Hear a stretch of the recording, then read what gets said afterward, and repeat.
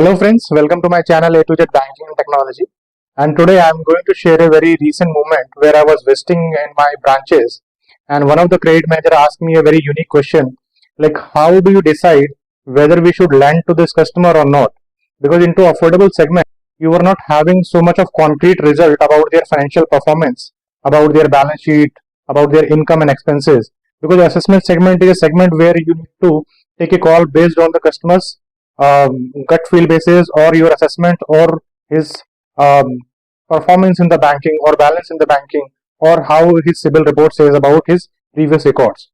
So उसका question यही था कि आप कैसे डिसाइड करते हो कि किस कस्टमर पे आपको कॉल लेनी है, किस कस्टमर पे कॉल नहीं लेनी है, किसको लोन देना है और किसको नहीं देना है, और नहीं देना है तो उसको कैसे आप जज करते हो, और देना है तो उसमें क्या क्या प्लस पॉइंट्स और माइनस पॉइंट आप देखते हो। साथ ही साथ उसमें एक और क्वेश्चन ये था कि जब आप सैंक्शन करने जाते हो तो पूरे प्रपोजल को कैसे आप रिव्यू करते हो, क्योंकि आपके डेली बेसिस में अगर मैं देखूं तो करीब 20 से 25 आप डिसीजनिंग वन डे में देते हो। बिकॉज अफोर्डेबल सेगमेंट में आप देखेंगे तो आपका डिसीजनिंग वॉल्यूम खासकर मंथ एंड में काफी हाई रहता है।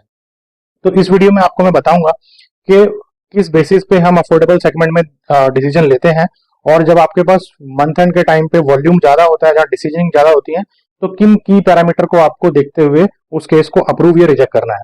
तो चलिए सबसे पहले पहला क्वेश्चन ले लेते हैं, जहां पे हम ये डिसाइड करते हैं किस बेसिस पे हम ये जज करते हैं कि इसको लोन, किसी कस्टमर को लोन देना है या उसको नहीं देना है। तो चलिए सबसे पहला इंपॉर्टेंट है, जैसे आप लोगों ने काफी पढ़ा होगा, काफी सुना होगा कि 5 C's, मतलब जो आपके 5 C's ऑफ क्रेडिट है। 5 C's की बात करें, जहां पे हम बात करते हैं उसके करेक्टर की, उसके पास जो कैपिटल इन्वॉल्व है बिजनेस में या उसकी जो नेटवर्थ है उसकी, प्लस उसकी रीपेमेंट कैपेसिटी की, और साथ ही साथ उसमें हम देखते हैं कि क्या कोलेटरल हमें ऑफर किया जा रहा है और किन कंडीशंस के साथ हमने उस केस को सैंक्शन किया है। तो ये 5 C's जो क्रेडिट अंडरराइटिंग के जो पुराने माने जाते हैं, जिनके बेसिस पे हम किसी केस को देखते हैं, वो तो देखते ही हैं। बट जब हम रियल टाइम केस की बात करेंगे, जहां पे हम केसेस पे डिसीजन लेते हैं, तो उसमें क्या क्या देखना होता है। अगर हम फाइल वाइज फाइल देखें तो सबसे पहले आप देखिए कि उसका सिबिल हिस्ट्री क्या है, क्या सिबिल उसका क्लीन है, प्रीवियसली अगर उसने कोई लोन लिया है तो उसमें कोई डिफॉल्ट तो नहीं है। अगर उसमें डिफॉल्ट है तो उसका आप कारण जानते हैं, जेन्युइन रीजन देखिए कि क्या डिफॉल्ट था और उसमें कस्टमर की क्या इंटेंशन थी। उसके बाद आता है उसके बिजनेस मॉडल का, कि जो उसका बिजनेस मॉडल है क्या सस्टेनेबल बिजनेस मॉडल है और कितने टाइम से वो चला रहा है, क्या लाइन ऑफ बिजनेस में वो है और उस लाइन ऑफ बिजनेस का एक्सपीरियंस उसको कितना है, और क्या वो उस बिजनेस से रेवेन्यू जनरेट कर पा रहा है, और क्या उसने नेटवर्थ उस बिजनेस में क्रिएट किए हैं। ये सारी चीजें आपको उसके रिपेमेंट कैपेसिटी के बारे में बताएगी। और इससे पहले अगर मैं बात करूं करेक्टर के बारे में, तो जो सिबिल रिपोर्ट है वो कहीं ना कहीं आपको उसके करेक्टर का इंटेंशन भी दिखाती है। देन बात आती है उसकी कैपिटल की। अगर उसका बिजनेस मॉडल काफी रेवेन्यू जनरेटेड है तो कहीं ना कहीं उसने अपनी कैपिटल क्रिएट करी होगी, अपनी नेटवर्थ क्रिएट करी होगी। तो वो आपको एनालिसिस करना है कि क्या नेटवर्थ उसने इस बिजनेस से क्रिएट करी है, ये बिजनेस उसने ग्रोथ किया है या उसके फोर फादर्स का है। देन इसके बाद आता है कि उसका जो रिपेमेंट कैपेसिटी है वो एज ऑन डेट क्या है, और जो नए आप लोन देने वाले हो उसको देने के बाद उसकी रिपेमेंट कैपेसिटी क्या होने वाली है। इसके अलावा आप देखेंगे जो कोलेटरल आपको मिल रहा है, अगर ये लैप या हाउसिंग लोन की फाइल है तो इसमें जो कोलेटरल आपको मिल रहा है उस कोलेटरल की क्या वैल्यू है, और इनकेस अगर डिफॉल्ट होता है तो उस कोलेटरल से क्या रिकवरी हो सकती है। तो कोलेटरल के पॉइंट ऑफ व्यू से अगर मैं देखूं तो उसकी मार्केट अवेलेबिलिटी, उसकी वैल्यूएशन, उसकी मार्केट प्राइस, और उसमें कोई लिटिगेशन ना हो। लिटिगेशन आप उसके लीगल रिपोर्ट्स वगैरह से देख सकते हैं, और वेरियस तरीके हैं उस तरह उस प्रॉपर्टी के मार्केटेबिलिटी और लीगल चैलेंजेस को देखने के। तो आपका कोलेटरल अगर सही है, कस्टमर का आपका इंटेंशन सही है, कस्टमर की रिपेमेंट कैपेसिटी सही है, बिजनेस मॉडल सही है, तो आप उस पर कॉल ले सकते हैं। डिपेंडिंग कि आपको अगर ये हर चीज सही मिलेगी तो वो फाइल आपके पास आएगी नहीं, बिकॉज वो कोई ना कोई बैंक या कोई ना कोई प्रीमियर जो फाइनेंसर है वो उसको कर चुका होगा। तो अगर आप किसी ऐसी एनबीएफसी में जहाँ पे high rate of interest charge किया जाता है, तो कहीं ना कहीं उसमें कुछ ना कुछ डेविएशन होंगी। कहीं हो सकता है उसका सिबिल खराब हो सकता है जो प्रॉपर्टी ऑफर हो वो स्टैंडर्ड प्रॉपर्टी ना होके सब स्टैंडर्ड प्रॉपर्टी हो जिसमें कुछ ना कुछ नुक्स हो। इसके अलावा जो उसका बिजनेस मॉडल है, या हो सकता है रिसेंटली स्टार्ट बिजनेस किया हो, या उसके बिजनेस मॉडल में कुछ ना कुछ डेविएशंस हो जो आपकी बैंक पॉलिसीज के हिसाब से अप्रूव ना हो। तो इस तरह के केसेस आपको इस सेगमेंट में देखने को मिलते हैं। तो आपको यही एनालाइज करना है कि उसका सिबिल कैसा है, उसका बिजनेस मॉडल कितना अच्छा है, उसने क्या नेटवर्थ क्रिएट करी है, और उसका जो बैंकिंग बिहेवियर है वो किस तरह का है, कि बैंक में उसकी कितनी रिपेमेंट आपको दिखती हैं, उसका जो ट्रांजेक्शन है बैंकिंग में वो कैसा है, और साथ ही साथ जो लोन उन्होंने चलाए हैं वो बैंक से कैसे पे कर रहा है, बिकॉज आपकी भी ईएमआई जो है बैंक से ही कहीं ना कहीं डिडक्ट होने वाली है। अब इसके अलावा आप बात आती है कि उसने जो आपसे बैंक पैसा लेने जा रहा है उसका एंड यूज क्या है, बिकॉज एंड यूज जानना खासकर लैब वाले प्रोडक्ट में काफी इंपॉर्टेंट हो जाता है, बिकॉज फंड्स का यूटिलाइजेशन अगर बिजनेस पर्पज से हो रहा है तो कहीं ना कहीं वो बिजनेस को ग्रो करेगा और आपकी रिपेमेंट कैपेसिटी बिल्ड करेगा। बट अगर फंड्स का यूटिलाइजेशन कोई अदर पर्पज है, जो कि बिजनेस से कैश आउट होने वाला है, प्लस उसका इंटेंशन उस बिजनेस को डाइवर्ट करके उस फंड्स को कहीं और लेके जाना है, या उस फंड्स का कोई अदर पर्पज है, तो आप ये देखिए कि उस फंड से क्या उसकी रिपेमेंट कैपेसिटी बिल्ड होने वाली है, क्या उसकी नेटवर्क क्रिएट होने वाली है, किस तरह से वो फंड्स जो है वो यूटिलाइज करने वाला है। एक्चुअल इंटेंशन आपको जानना जरूरी है, बिकॉज एंड यूज लेटर पे तो आपको वो बिजनेस एक्सपेंशन करके जेनरिक वर्ड लिख के देता है।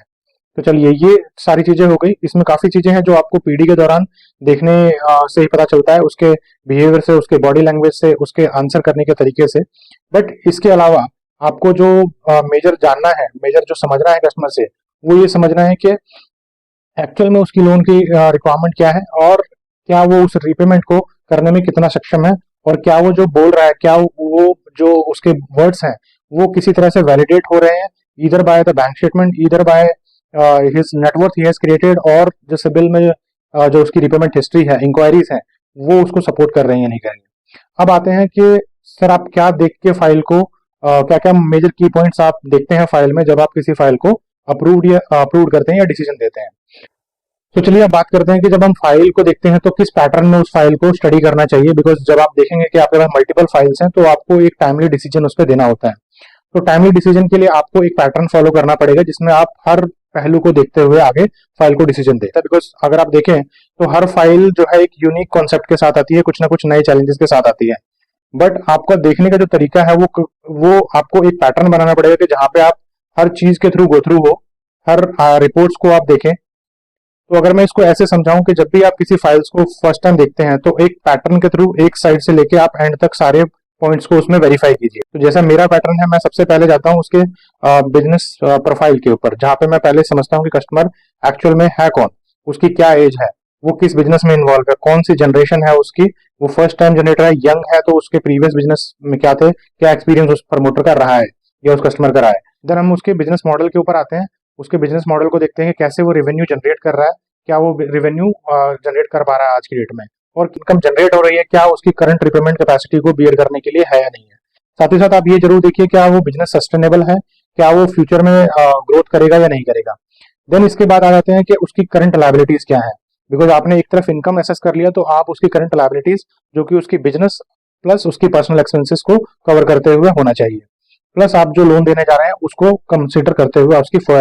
फोयर या डीएसआर आप उसे देखिए। सिबिल के ऊपर कि उसके आज की डेट में सिबिल में क्या लोन लायबिलिटीज दिख रही हैं, और बैंकिंग में से क्या लोन लायबिलिटी ट्रैक हो पा रही है, कितनी ईएमआई बाउंस करी है, कितनी रेगुलर पे कर रहा है। इसके बाद जब हमने इनकम देख ली, बिजनेस मॉडल समझ लिया, उसके एक्सपेंसेस को समझ लिया, अब बात आ जाती है उसके कोलेटरल की कि भाई कोलेटरल उसमें क्या आने वाला है। तो कोलेटरल जो भी आ रहा है उसकी मार्केटेबिलिटी आप चेक कीजिए, उसका market price as per market है या नहीं है, उसमें कोई डेविएशंस तो नहीं है, उसकी प्रॉपर्टी के जो पेपर है उसमें कोई नुक्स तो नहीं है। जब आपने देखा कि कोलेटरल आपका ठीक ठाक आ रहा है तो उसके बाद आइए कि उस फंड्स का पर्पस क्या है, क्यों उसे पैसा चाहिए। जब आप वैलिडेट कर पाते हैं कि जब फंड्स इसको इस पर्पस के लिए चाहिए और कहीं ना कहीं से वो सही लग रहा है, तो फिर आप आइए कि उस केस में क्या क्या कंडीशंस लगी हुई हैं और क्या क्या डेविएशंस हैं उसमें, कि हो सकता है उसमें सिविल की डेविएशन है, हो सकता है उसमें प्रॉपर्टी की डेविएशंस है, हो सकता है उसमें कोई अदर टाइप की डेविएशंस हो, ये लोन अमाउंट की डेविएशंस हो सकती हैं। तो आप ये देखिए कि जब आपने इनकम पे कोई कॉल, इनकम उसकी अगर ठीक है तो आप प्रॉपर्टी पे कहीं ना कहीं डेविएशंस ले सकते हैं। लेकिन अगर साइमल्टेनियसली अगर मैं बोलूं तो आपने अगर इनकम पे कोई कॉल नहीं तो प्रॉपर्टी पे कॉल ले लो, अगर आपने प्रॉपर्टी पे कोई कॉल नहीं ली तो आप इनकम पे कॉल ले सकते हो। तो दोनों साइड, कोलैटरल और इनकम दोनों साइड आप कॉल बहुत ही लिमिटेड ले, और जितना कम हो सके उतना कम ले। देन उसके बाद आता है कि आपकी जो सैंक्शन कंडीशंस हैं उस केस में वो क्या लगी हुई हैं, क्या वो फुलफिल कर सकती हैं, कुछ ऐसी कंडीशंस तो नहीं ली जो कल को अटक जाएंगी। तो ये देखते हुए फाइनली आप उसके low LTV, low FOIR, business model sustainability, plus आपका repayment capacity, CIBIL, behaviour and use, इनको देखते हुए आप एक रफ आइडिया ले लें और फाइनली आप उसमें डिसीजन दें कि हाँ जी ये केस करने लायक है, इतना करने लायक है और इस बेसिस पे करने लायक है। तो जब भी आप डिसीजन देते हैं तो आप अपने अप्रूवल नोट में जरूर लिखिए कि I am okay for so much so amount and my comfort basis on the following facts. आप उसमें अपने डिविजन डालिए, तो आप उसमें अपने रीजंस डालिए why you have approved the case, on what basis you have approved the case. अगर इसमें आप कुछ हाईलाइट ऐसा करना चाहते हैं जहां पे आप बोले कि this is the major deviation in this case and this has been mitigated by so and so reason, so उससे ये रहेगा कि जो कल को आप उस केस को दोबारा से देखेंगे तो आपको समझ में आया कि हमने इस बेस पे इस पे ये मेजर डिविएशन लिया था और इसकी बेसिस पे हमने ये कॉल लिया था, सो दैट कल को आप कभी भी केस देखें या कोई मैटर उठे तो आपको पता हो। तो गाइस ये कुछ पैटर्न्स होते हैं जिस बेसिस पे आप केस को अप्रूव कर पाते हैं या डिसीजन ले पाते हैं उस केस पे। तो होपफुली आपको ये इन्फॉर्मेशन अच्छी लगी हो, और इस तरह की इन्फॉर्मेशन को देखने के लिए आप चैनल के साथ बने रहिए। और इस चैनल पे मैंने करीब 30+ वीडियोस डाली हैं जहाँ पे आप अलग अलग प्रोफाइल के केसेस के अंडरराइटिंग नॉर्म्स को, उसके पीडी करने के पैटर्न को, उसमें पीडी में क्या क्वेश्चन पूछे जाने चाहिए, उससे रिलेटेड वीडियोस बनाई हुई हैं। प्लीज उसमें विजिट कीजिए, और आपके कोई क्वेश्चंस हो तो उन वीडियोस में जाके कमेंट सेक्शन में कमेंट कीजिएगा। ओके गाइस, मिलते हैं अगली वीडियो में। Till then bye bye, thank you so much.